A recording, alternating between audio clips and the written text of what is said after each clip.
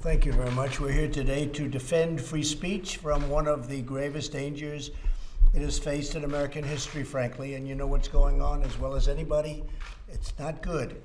A small handful of powerful social media monopolies controls a vast portion of all public and private communications in the United States. And we know what they are. We don't have to name them. We're going to give you a complete listing. We're going to give you a signed copy of what I'm going to be signing in a couple of minutes, and you'll see exactly what we're doing.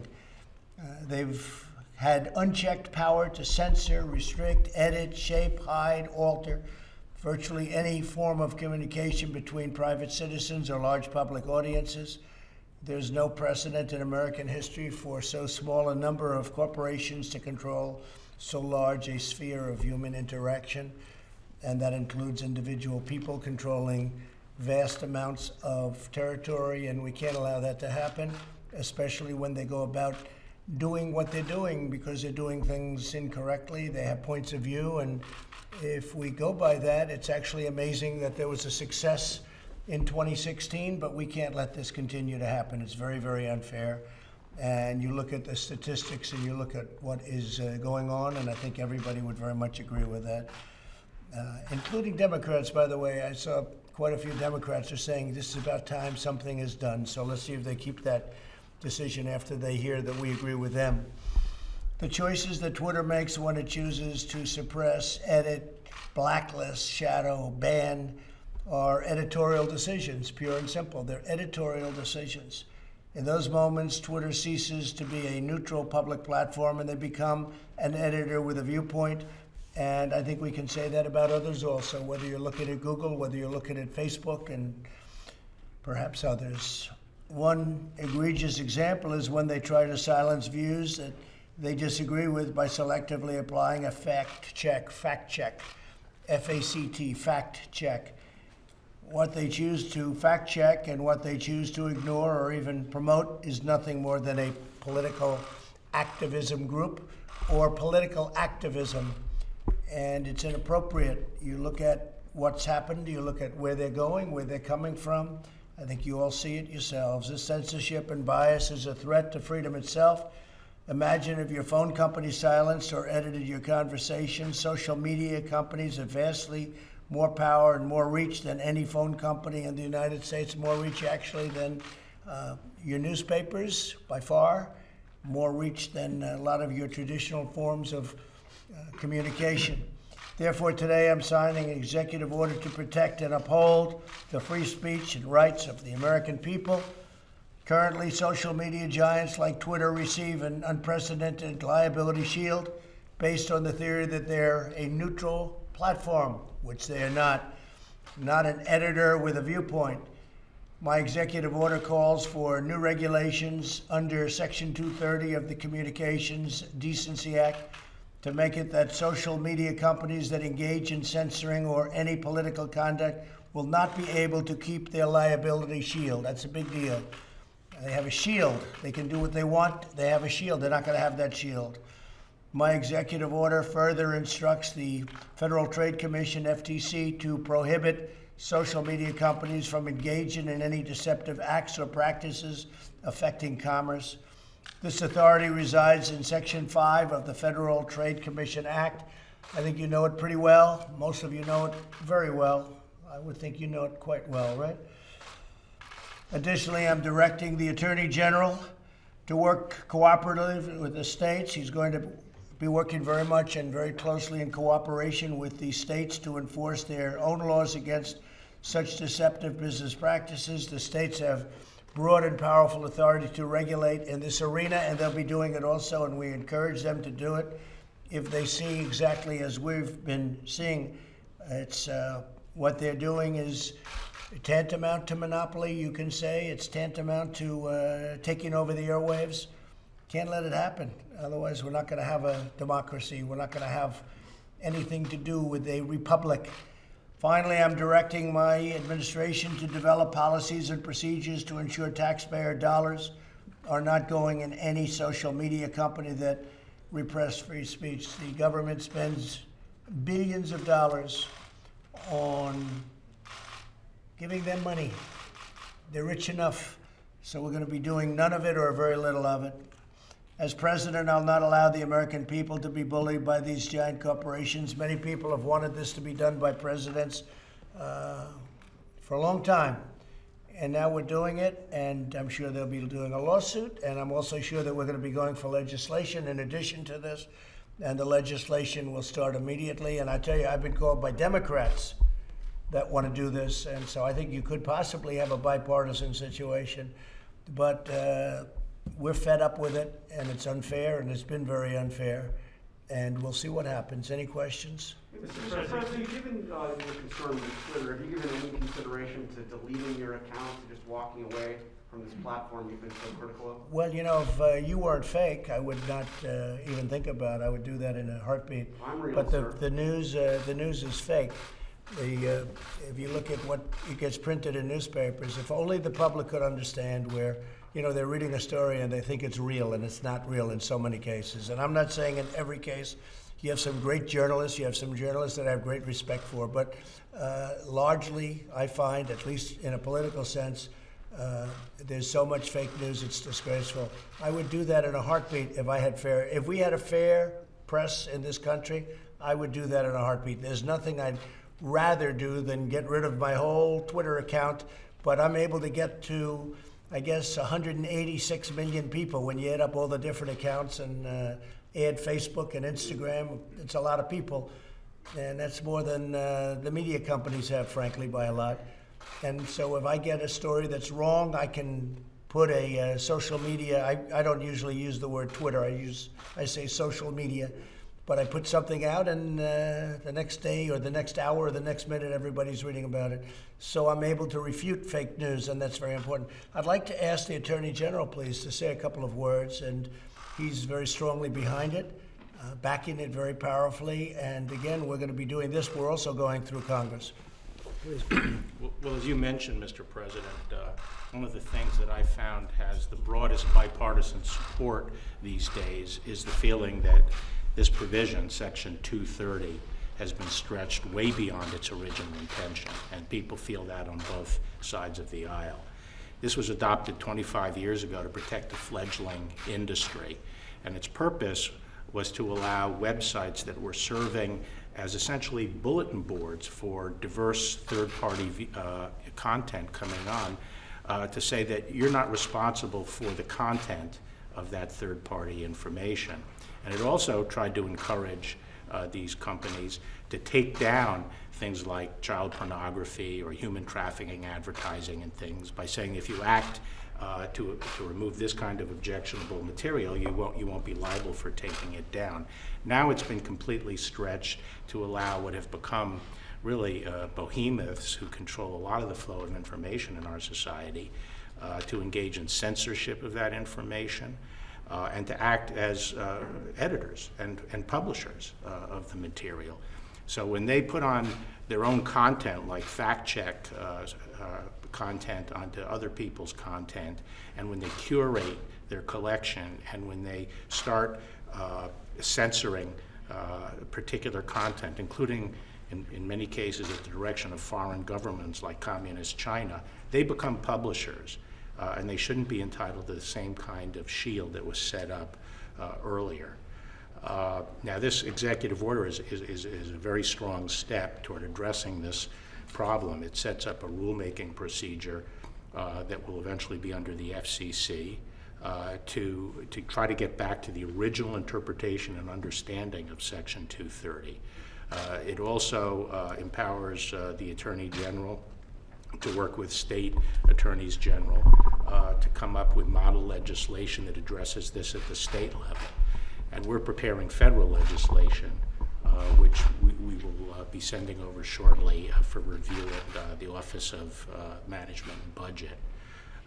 So this is an important step to get back to the original understanding. You know, there's a bit of a bait and switch that's occurred in our society. These companies grew because they held themselves out as public forums, as free public forums where a variety of voices and diverse voices could come on and be heard. That's how they grew. That's how they attracted the eyeballs. That's why people joined them. But now that they have become these very powerful networks of eyeballs, now that they've grown by holding themselves out as free public forums, they've now switched. And they are using that market power to force particular viewpoints. And that's wrong. And it has to be addressed not only through this executive order, but I think litigation going forward, and by further action on Capitol Hill. Thank you, Mr. President. Mr. President, not Do you have only- any questions for the Attorney General? Yes, actually, I do. Mr. Attorney General, not only have you been against Section 230, and the President has been against Section 230, the Vice President has said he's against Section 230. Do you believe that the executive order that the President is about to sign in any way repeals or amends Section 230? No, it doesn't repeal Section 230, and I'm not against Section 230 if it was properly interpreted and properly applied, but it's been stretched, and I don't know of anyone on Capitol Hill who doesn't agree that it's been stretched beyond its original intention. I think this will help get back to the right balance. Mr. Attorney General, can you give us more details on the legislation both you and the President referred to? What do you want to do in that legislation? Well, we're still reviewing a number of possibilities, and it'd be premature for me to discuss. And one of the things we may do, specifics. Bill, is just remove or totally change 230. What I think we can say is we're going to regulate it. It's a provision, and we're going to regulate it. You take a look at this as an example. This was just out. Twitter moments on the Mueller witch hunt. So we won. We were in the right. You see what's happened. It's a total fraud. It was a total fraud. 76-1. Okay, 76-1. You look at it. You think that's fair? Twitter classifies the term illegal alien as hate speech.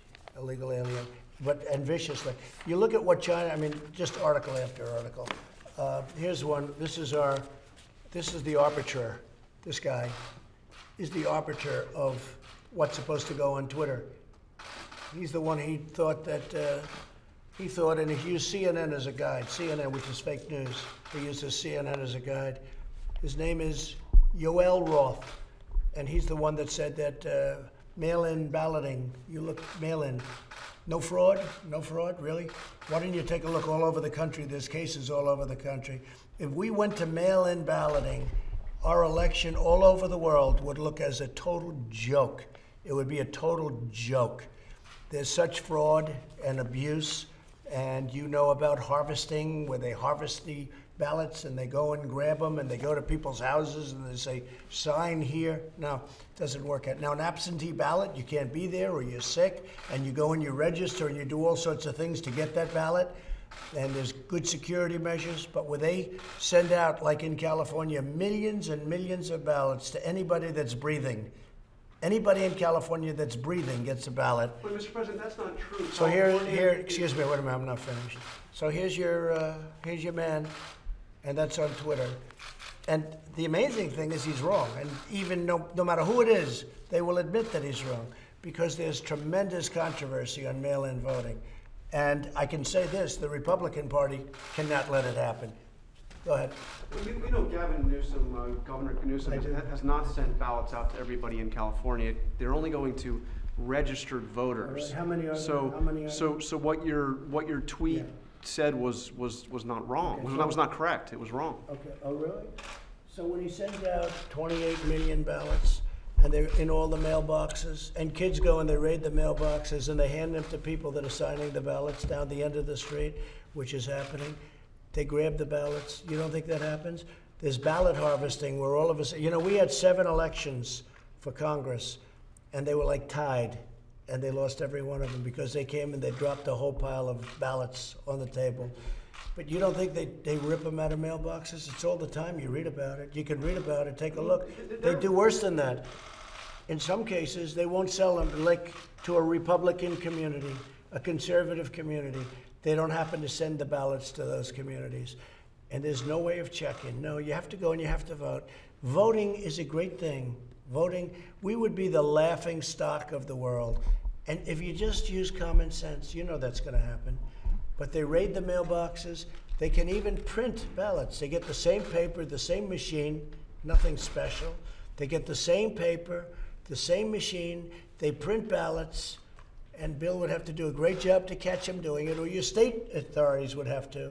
But you have tremendous potential, and you have tremendous fraud and abuse, but you have tremendous potential for fraud and abuse. Go ahead. Mr. President, you had said in one of your tweets that you would consider shutting down Twitter and social media companies. Did you actually mean you would want to shut down an Well, I American think company? it's going to be, I tell you what, I have so much, it seems, influence over Twitter in the sense of people wanting to go Twitter because of what I have. I have a vast number, we have a number of platforms, as you know. We have millions and millions of people.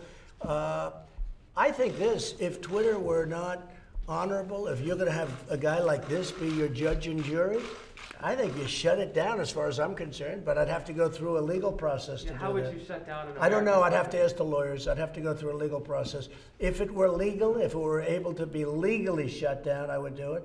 I think I'd be hurting it very badly if we didn't use it anymore. I mean, we have other sites we could use, I guess, or would have to develop other sites. And I'm not just talking about Twitter. Look at Facebook. Look at the tribunal they set up at Facebook. This woman who, you remember testifying recently in Congress, her hatred was so incredible toward the Republican Party and me that there is no way you can get a fair trial. So this is not like it's supposed to be. This is not like it's supposed to be. So we're going to see what happens. And you know what? I guess it's going to be challenged in court. What isn't? But I think we'll do very well. Yeah, go ahead. Mr. President, Yeah, go ahead. as to potential litigation, can you discuss the timing of that and what is the remedy that you're going to be seeking? No, what I was referring to, there is litigation going on all the time on Section 230 and its scope, and we would look for appropriate vehicles to weigh in and file statement of interest. So you wouldn't be filing an individual? Not necessarily. Okay, thank you. Mr. President, Mr. You go ahead, please. Are you worried about the situation on the border between India and China? India. He loves India so much he's never asked a question other than an India question, and that's okay. I just got back from India, right? I just beat COVID. You're very I popular. got back. I know. They like me in India. I think they like me in India certainly more than the media likes me in this country. No, and I like Modi. I like your prime minister a lot. He's a great gentleman. Great gentleman. Yeah, they have a big conflict going with India and China. Is that what you're talking about? Yeah? Yes. They have a big conflict going with India and China. Two countries with 1.4 billion people. Two countries with very powerful militaries. And India's not happy, and probably China's not happy. But I can tell you, I did speak to Prime Minister Modi. He's not in a good mood about what's going on with China. Mr. President, have you spoken to? Wait, are you finished? No, sir. So yesterday you tweeted about you want to mediate between India and China on this issue. I would do that. I would do that if they thought it would help. If I were the mediator or the arbiter, I would do that. So we'll see. Go ahead. Have you spoken to the family of George Floyd yet? No, I haven't, but I feel very, very badly. That's a very shocking sight. Bill and I were talking about it before. It's one of the reasons Bill's here right now, because as you know, we're very much involved. And I've asked the Attorney General, FBI, and the Attorney General to take a very strong look and to see what went on, because that was a very, very bad thing that I saw. I saw it last night, and I didn't like it. Do you think those police officers should be prosecuted? I'm not going to make any comment right now. I can tell you, I think what I saw was not good. Was not good. Very bad. Anybody else? Mr. President, are you definitively staying in the U.S.-China trade deal? We'll be announcing what we're doing tomorrow with respect to China, and we are not happy with China. We are not happy with what's happened. All over the world, people are suffering. 186 countries. All over the world, they're suffering. We're not happy. Okay. Thank you very much, All everybody. right, press, let's go. Come on. Thank you. Come on, let's go. Thank you. Thank you, everybody.